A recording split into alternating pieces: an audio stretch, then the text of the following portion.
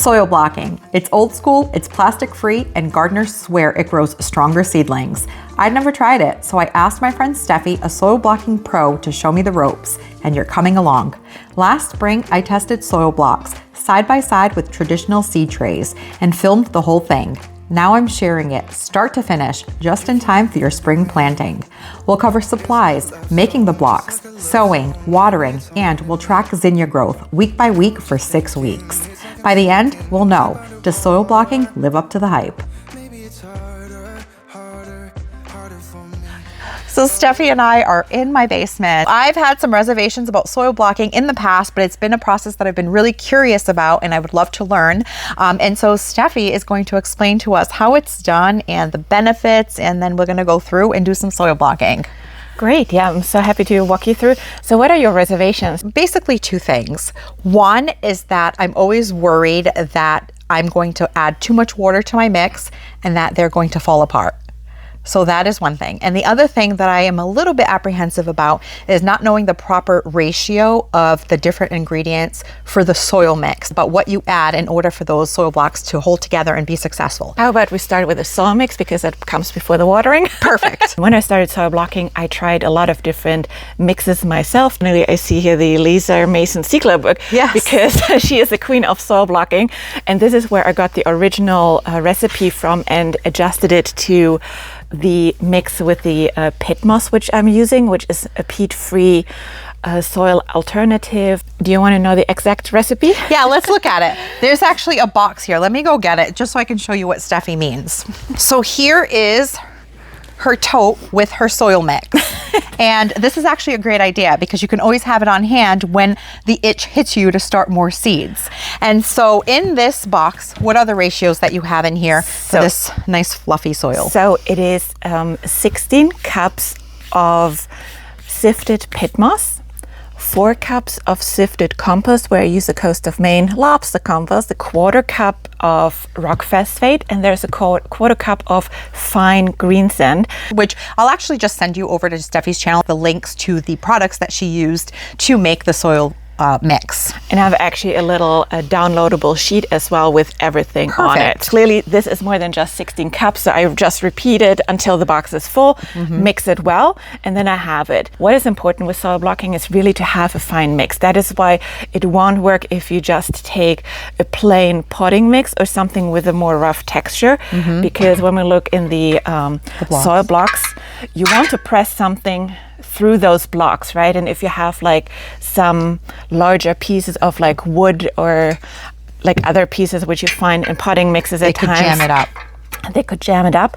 Or the perlite, for example, they just make the blocks crumble. Yes. So that is because it is a little crispy perlite, those white little beads that you see in potting soil. Exactly. I can recommend a tote which closes shut, to make sure that it not start molding or anything. Oh, good. You've already added your soil mix. Yes. And you did that with a measuring cup, if you want to show us how that was done.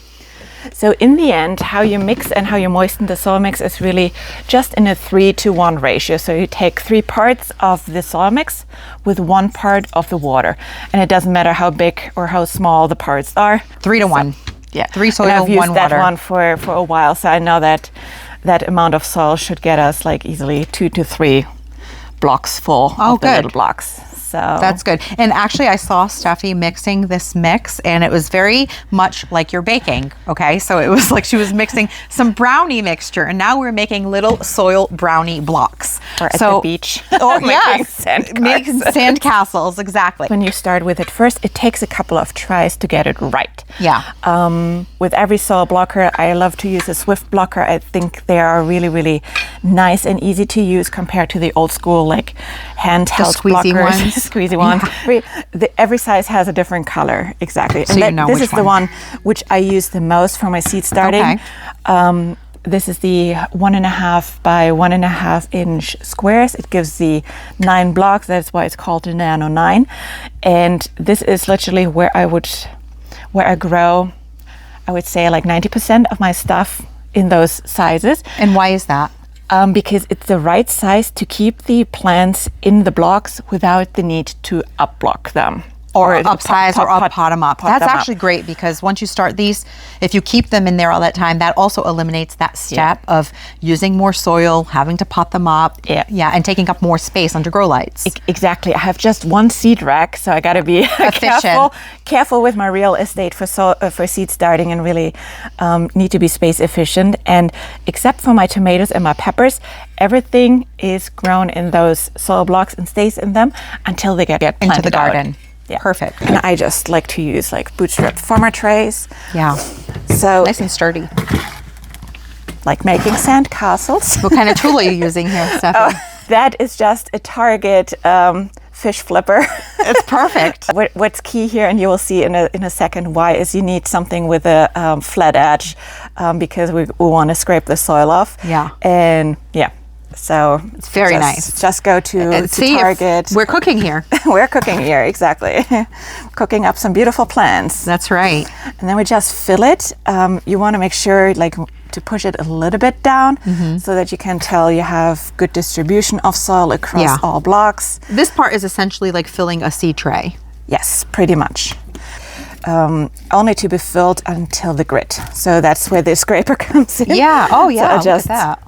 I'll just scrape it off. Yeah. And then we'll put that on. And then you just press a little bit on top and like lift the bottom up. And there it is. And there we have the blocks. Oh, and it even has the indent so that you can place your seed. And do you know what is a good test of if it's a good block? No, tell me. You are able to take a block up and bounce it in your hand. And it's not falling apart. And it's not...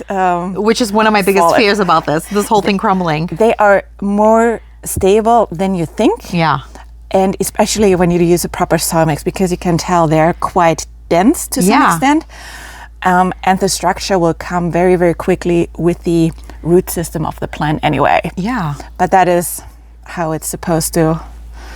And then you can either take the flipper and move it over. Yeah, let's do that. So that helps too, to move them. Yeah, I don't know why I do it this way, but I always put them in the potting tray first and then move them over. Yeah. Because sometimes with the ridges, it felt like it was giving me here and there some trouble. But that is pretty much on. That looks beautiful. How I do it. So, looks good. Now, to further experiment, what we're going to do is we're going to start a handful of seeds using the soil block method. And I have picked up a traditional seed starting tray. These are the ones that most people use when they're starting seeds. It is just a plastic tray with a 1020 underneath and a humidity dome. And what I'm going to do is I'm going to fill a section of these with traditional seed starting mix. And not only are we going to grow some zinnia seeds in the soil blocks, but we're also going to grow alongside of them some in the traditional seed cells with seed starting mix. And we're going to kind of do a comparison side by side over the course of the next several weeks to see how they both grow. And I have a question. The part that I'm afraid of, watering these. So how's that done? So the only important key, but I think you do that probably for all of your other seedling pots as well, is never water from the top. Bottom water. That is the only important thing, because that has a chance, depending on like if you use a water that's a big can one. like that, you will less control. You will dissolve them. So this is more what you want to use, something that's a little bit smaller where you'll have more control. And so you would just pour the water on the tray, and it will bottom water. Just like everything else. Exactly. And what you see here also is that I left on purpose a little bit of a space on the corners, because that will help you to just like have a little bit of water running literally all across, and then I just give it a little move to make sure the water runs through it. Okay. Yeah. And do you put a humidity dome on these? I do.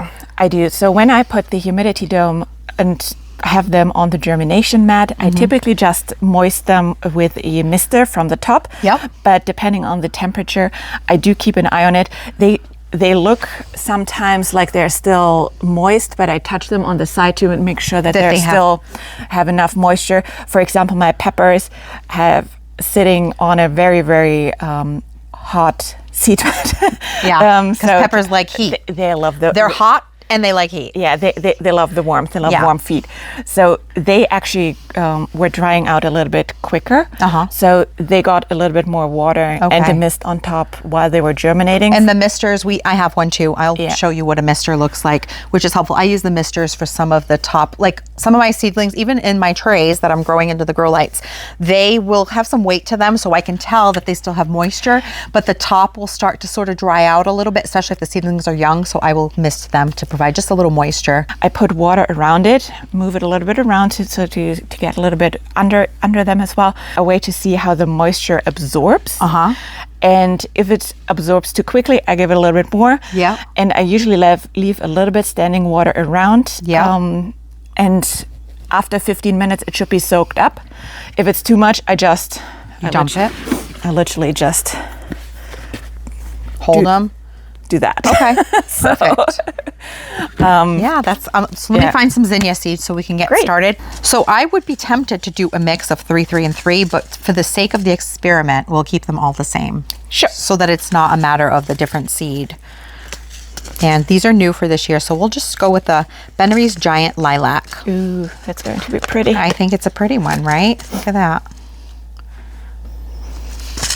So these are fresh seeds, bought this year. We're going to use the same for the entire experiment. So when I put my seeds in, do you just kind of press them into the indent, and do you cover them back up with soil, or do you pinch the soil to block them? I typically use a little bit out of my seed tray to just do a dibble over. Some people put the seeds into the tray before they actually press it down, so there are multiple methods you can use. There we go. I do it exactly like you do, and then just take literally like a pinch, a little pinch, and dab it over the seed. Dab it over. The only thing I just realized what I forgot to bring was a little bit fine vermiculite. I have you covered. Good. I have it. Wonderful. Look at that. I figured you might. We're getting things done.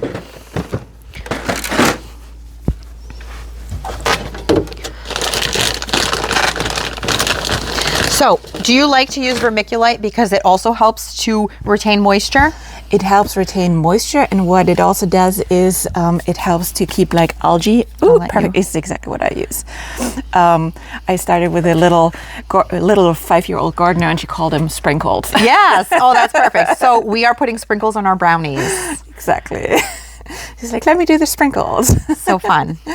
You know, I have a whole bag of vermiculite that I picked up at Briggs, a nursery that's close to us, closer to you, Steffi, than to me, but it's a wonderful nursery, and I use it sparingly. I had someone recently ask me why I don't put it on top of my seed starts. It never occurs to me to go in the bin and grab it, so I don't, but I probably should, because it might help avoid some of that green algae that you get on your seedlings as well. It does. And we're going to start this now, this regular seed tray.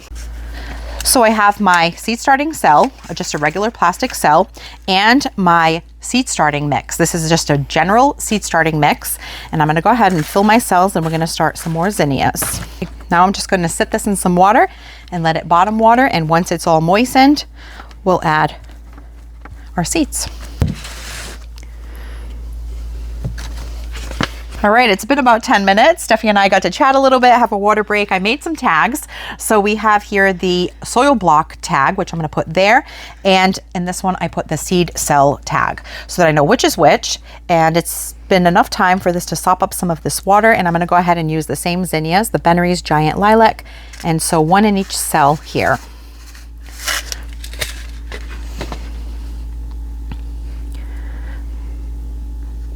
And I have a very scientific tool for pushing my seeds into the soil. With zinnias, you want to put them about a quarter inch, it says, to 1/16 of an inch into the soil. So I'm just going to use a chopstick, and I'm just going to gently push them into the soil and cover them back over.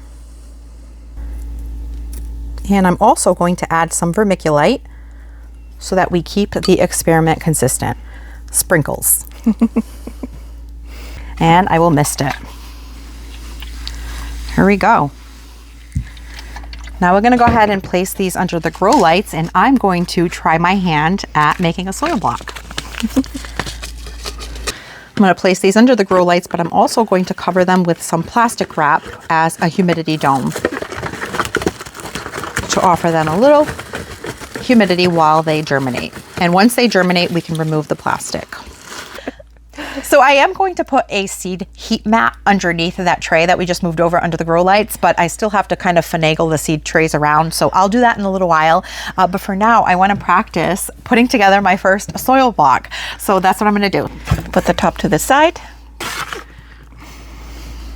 And then I would just like see with your fingers per cell quickly if you need some more, because you usually do. Yeah, exactly. Yes, for sure. It takes a little bit of training and practice to see how much soil you actually need for one. But after you've done it a little bit, you know, you kind of 2 handfuls and whoop, whoop, whoop. Yeah, yes, and you get the hang of it. Yeah. And in this size, for example, I have like the large one, the 72 tray, which fits in a perfect 10-20 tray. For the times when I start a lot of seeds, like my zinnias at home, it's a full 10-20 tray. Full of zinnias. Full of zinnias. So you grew a lot of the floret zinnias. Yeah, I did. They didn't perform as well as I had hoped next to the Queen Lime series, which I usually grow. Oh, okay. They got diseased so quickly. They were stellar in like growing and first ones to bloom, but then they were taken down by our powdery mildew. Powdery mildew very fast. Yeah. Yeah. We get a lot of humidity in the summer. Yes, we do. Until Labor Day. That always feels like somebody slams the door on summer and it cools off. Great. Oh, look at that. They look perfect.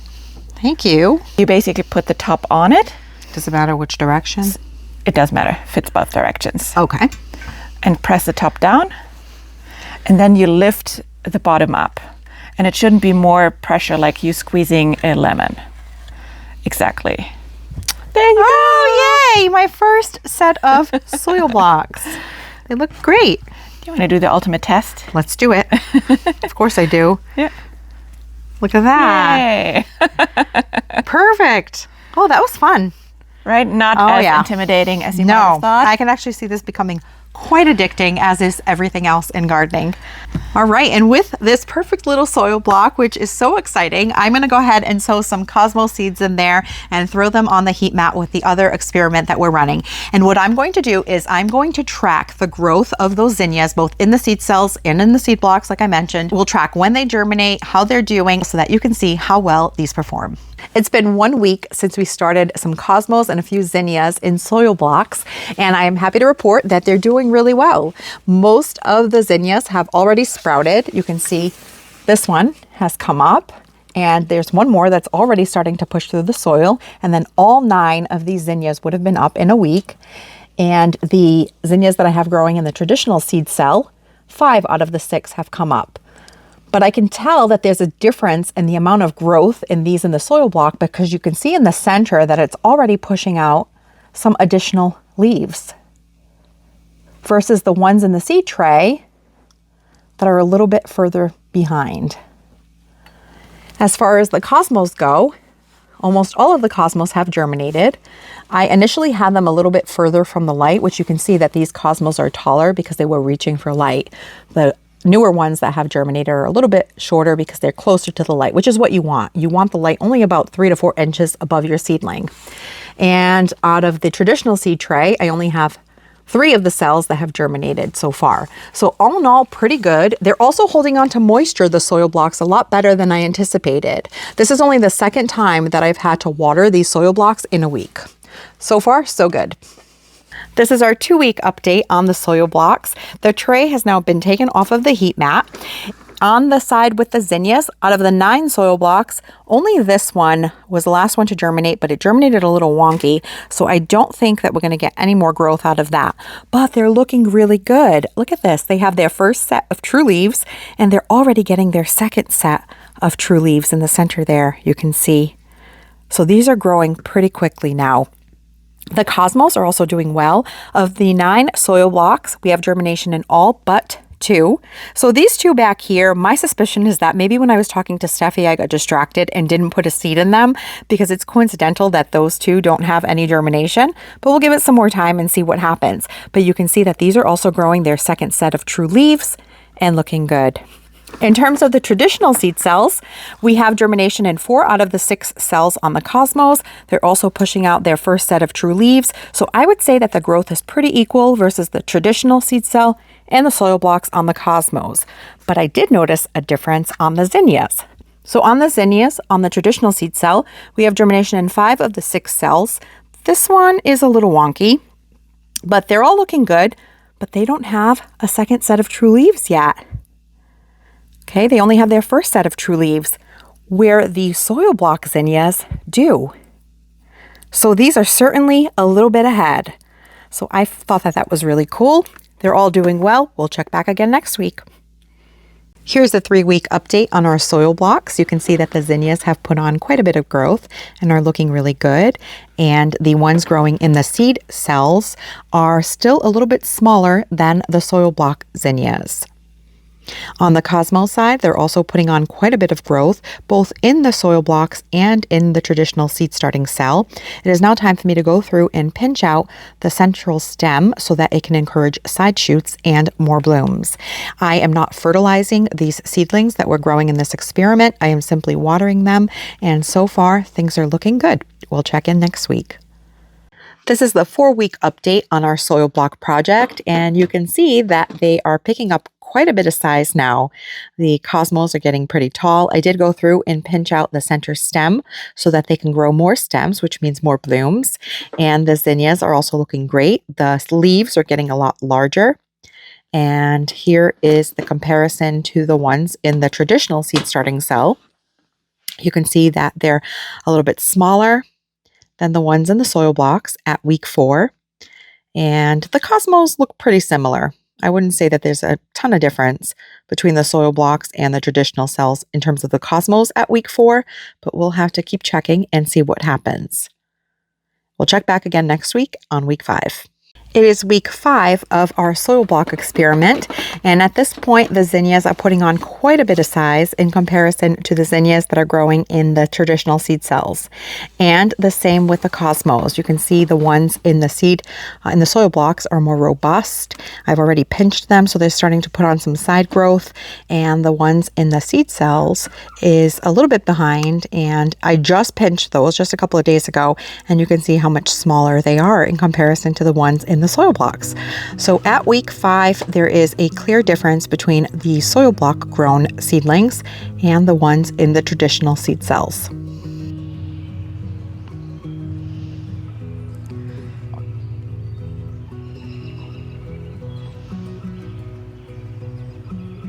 So after running this experiment, what are my thoughts? Soil blocks did win. They produced a more robust and healthier looking seedling.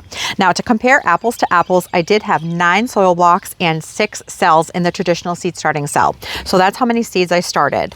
With the traditional seed starting cell, I had 1 that did not germinate and 1 that is kind of stunted. And I have 4 relatively good looking seedlings.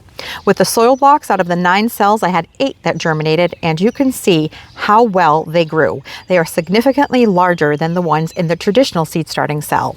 Now let's go ahead and pull one out and compare the root systems and size.